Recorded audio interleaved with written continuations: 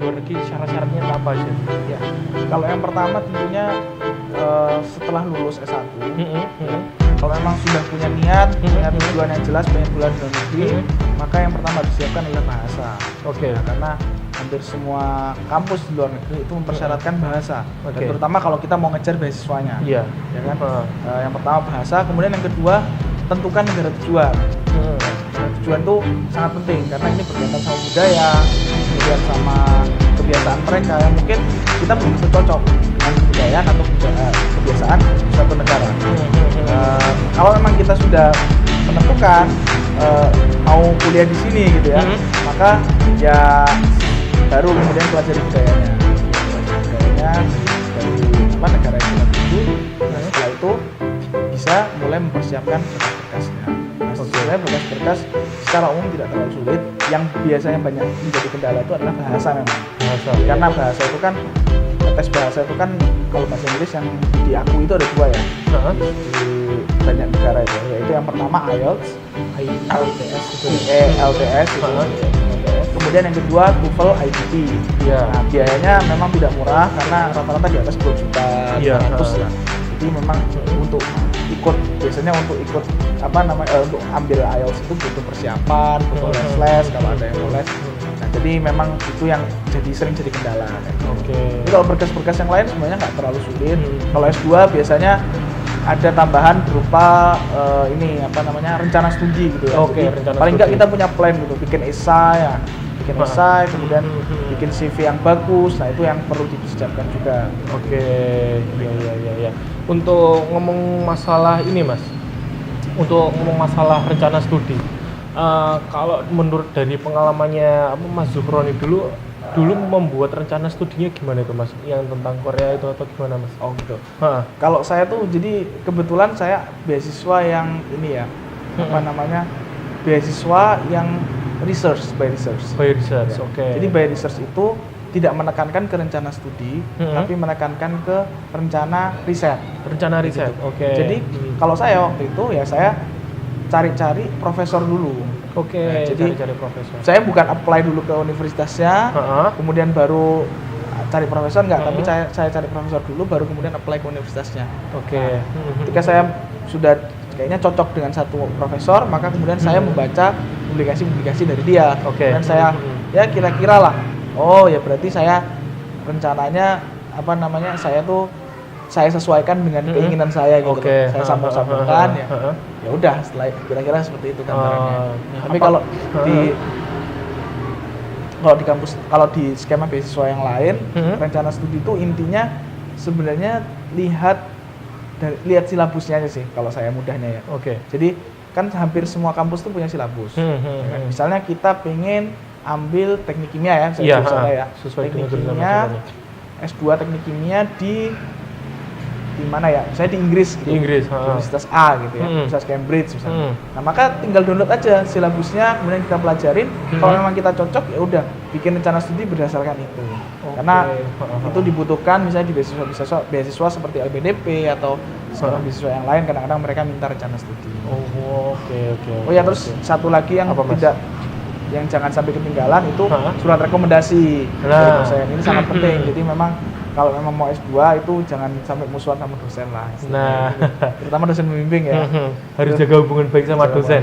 Sangat membantu sekali. Oke. Berarti dulu Mas Zuhroni ini juga dapat surat rekomendasi dari profesor yang itu juga atau beda? Yang mana? Yang tadi kan dikatakan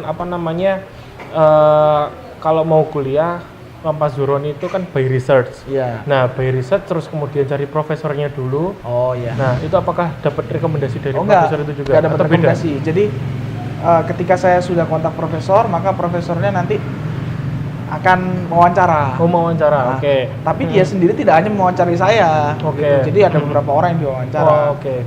Adapun surat rekomendasi tadi itu maksudnya dari S1, dari dosen kita di S1. Jadi kalau waktu itu saya kebetulan minta rekomendasi sama dosen yang lulusan kebetulan satu kampus gitu.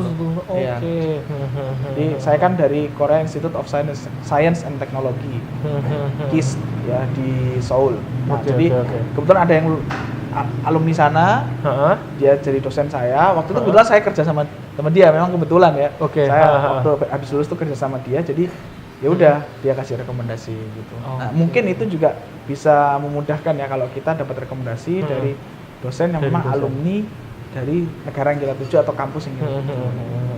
Jadi intinya sih yang namanya rekomendasi itu bisa memuluskan rencana kalian untuk yang namanya dapat beasiswa kuliah di luar negeri. Betul.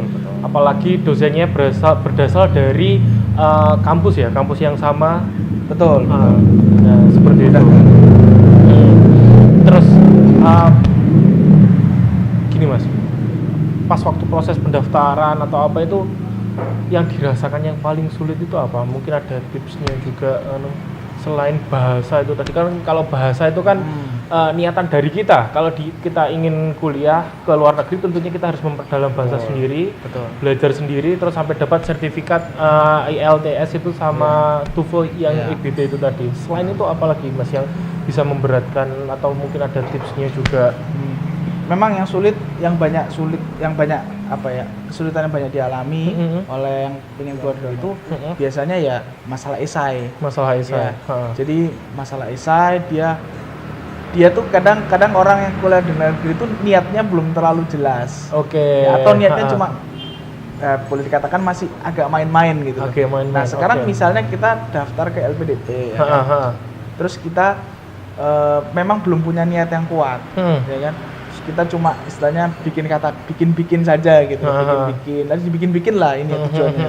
Tentunya kalau orang yang menguji itu adalah seorang psikolog, dia pasti bisa dong membaca hal itu gitu. Tentang ini main-main atau enggak gitu. Niat main-main atau enggak. Jadi memang kalau sudah mau keluar negeri itu paling tidak putuskan suatu tujuan yang jelas. Ya, karena kalau setahu saya kalau di beasiswa LPDP itu biasanya akan ditanya, kenapa kamu harus ke luar negeri gitu loh. Karena ke luar negeri itu biayanya besar, ya kan?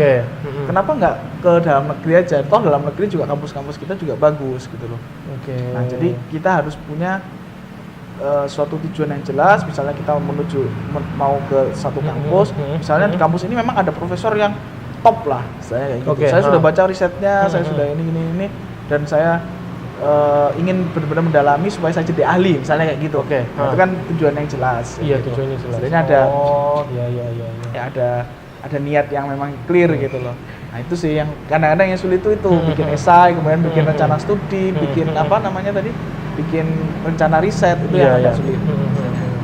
Berarti ya yang namanya mendapatkan beasiswa itu harus berdasarkan dari niat itu sendiri. Betul. Karena niat itu nanti akan menjadi penyelamat diri ketika kalian berada di luar negeri sana. Berhadapan dengan lingkungan sana.